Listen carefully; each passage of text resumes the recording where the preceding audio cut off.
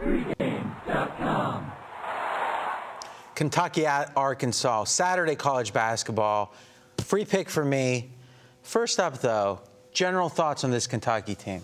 I think they're undervalued right now. I really do. I knew coming into the season they were going to be a little bit because all you heard about is they lost everybody. And it's an overused cliche, especially in college sports, that these type of teams, they don't rebuild, they reload. But when you're talking about a basketball program like Kentucky's, I think you can use that phrase as being justified because a team like this does reload. If you're a high school McDonald's All-American, one of your top choices is going to be Kentucky every year. So I think you touched on one of the reasons I think Kentucky has some value.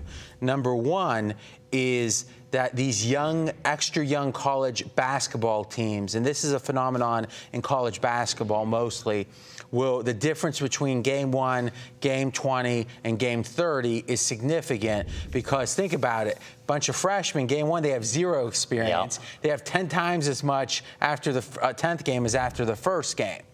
So I think that the trend lines are sharper for young college basketball teams than any other sport.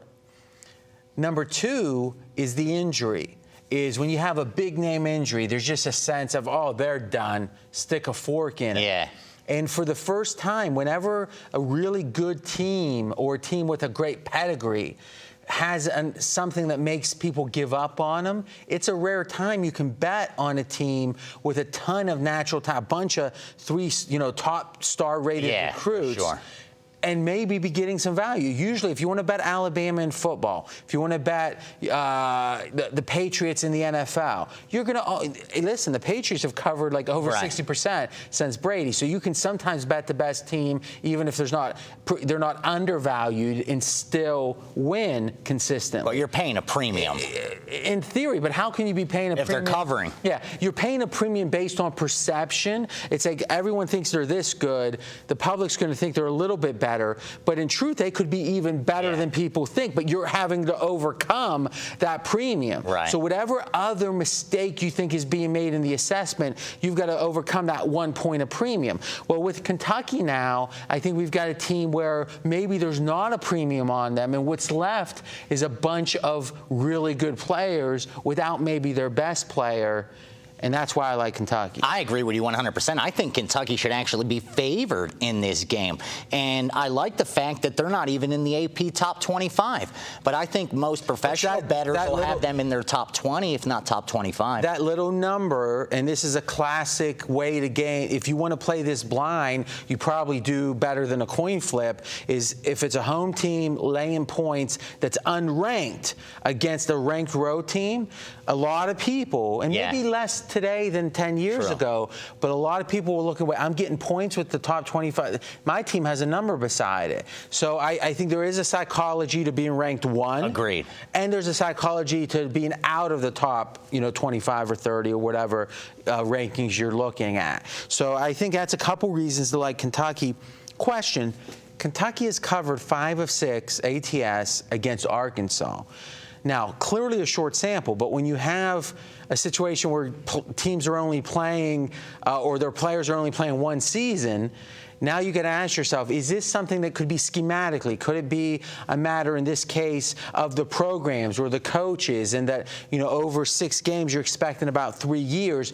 Do you account for that at all, or do you just say too short of a sample? Because of the fact what you brought up, that you're talking about a different team each and every year, because in college basketball especially, you're not going to get too many juniors and seniors unless they're not studs in the top programs. Now, granted, Notre Dame's, Vanderbilt's, these kids are also going for an education, so you're going to see more upperclassmen. But for most of the elite college basketball programs, it's usually one and done.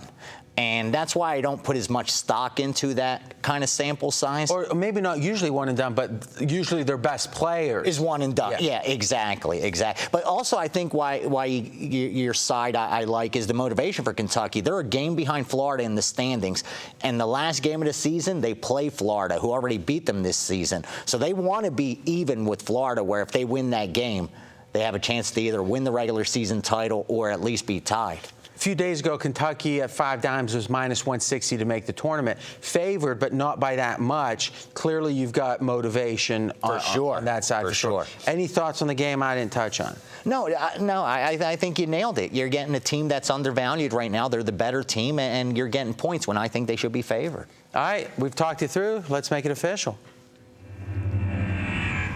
I'm going with Kentucky. We got a premium team that the public is not high on right now. It's a rare chance to bet on Kentucky when you don't have to pay the premium. Betting Kentucky, taking the points. All right. I like it. So last video we talked a little bit about when did you first get your ears pierced? Was it both at the same time?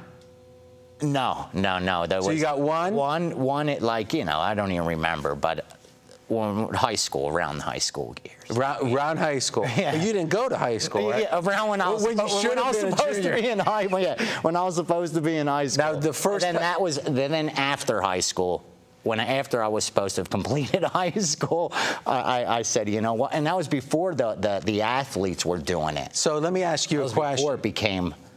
So you were ahead of the curve. Ahead of the curve. So did you pierce your own ear in a drunken rampage one night? Ice cubes and a needle. No, but my sister got it done that way.